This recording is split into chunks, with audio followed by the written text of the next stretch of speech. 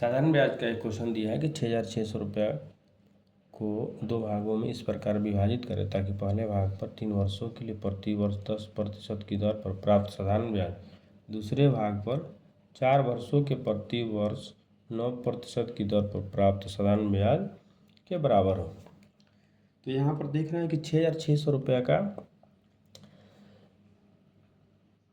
2 भाग है और पहले भाग पर 3 वर्ष और 10% की दर पर जो साधारण ब्याज निकल रहा है वह दूसरे भाग वह साधारण ब्याज किसके बराबर है, तो दूसरे भाग पर 4 वर्ष और 9% की दर पर जो साधारण ब्याज निकल रहा है वो दोनों साधारण ब्याज आपस में बराबर है। तो ऐसे क्वेश्चन को बनाने के लिए सबसे पहले हम 6,600 रुपया का 2 भाग मान लेंगे कि पहला भाग मान लिया कि P1 है, दूसरा भाग P2 है। यहाँ पर पहला भाग के लिए समय दिया है 3 वर्ष, तो T1 = 3 ईयर्स लिख देंगे। फिर दर दिया है 10%, R1 = 10%। दूसरा भाग पर समय दिया है 4 वर्ष, तो T2 = 4 ईयर्स लिख देंगे। फिर दर दिया है 9%, तो R2 = 9% लिख देंगे। जहाँ पर किसी एक टोटल मूलधन का 2 भाग किया जाए और दोनों भाग पर निकला साधारण ब्याज आपस में यदि बराबर हो तो इसको इस मेथड से बनाएंगे। तो वी नो दैट P1 अनुपात P2 बराबर होगा 1/R1 गुने T1 अनुपात 1/R2 इंटू T2 के। तो यहाँ पर R1 का मान दिया है 10 लिख देंगे और T1 का मान दिया है 3 गुना में 3 लिख देंगे। फिर अनुपात का चिन्ह देंगे 1/R2 का मान दिया 9 लिख देंगे। T2 का मान 4 दिया है 4 लिख देंगे। 2 दूना 4, 5 दूना 10, फिर 3 से 9 भाग देंगे 3 आएगा।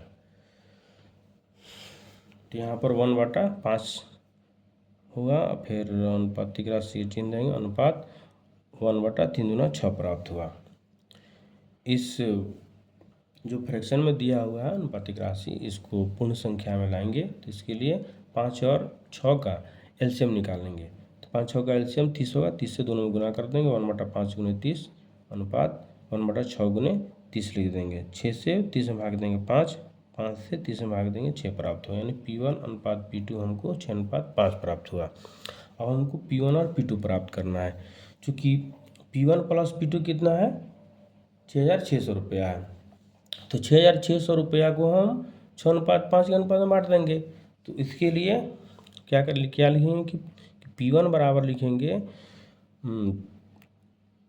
टोटल मूलधन कितना है, तो 6,600 ऊपर लिख देंगे और यहाँ टोटल अनुपातिक राशि हो जाएगा 6, 5, 11 नीचे लिख देंगे। चूँकि P1 के लिए अनुपातिक राशि कितना है 6 से गुना कर देंगे। तो 11 से 6,600 में भाग देने पर 600 प्राप्त होगा। 600 को 6 से गुना करने पर 3600 प्राप्त होगा। फिर P2 बराबर हो जाएगा उसी तरह टोटल मूलधन 6,600 को ऊपर लिख देंगे। टोटल अनुपातिक राशि 6, 5, 11 नीचे लिख देंगे और गुने, चूँकि P2 के लिए अनुपातिक राशि 5 है, 5 से गुना कर देंगे। तो 11 से 6,600 में भाग देने पर 600 प्राप्त होगा। 600 को 5 से गुना करने पर 3,000 प्राप्त होगा। इस प्रकार हमको 6,600 का 2 भाग प्राप्त हुआ, एक 3,600 और दूसरा 3,000 रुपया। 3,600 रुपया पर 3 वर्ष के लिए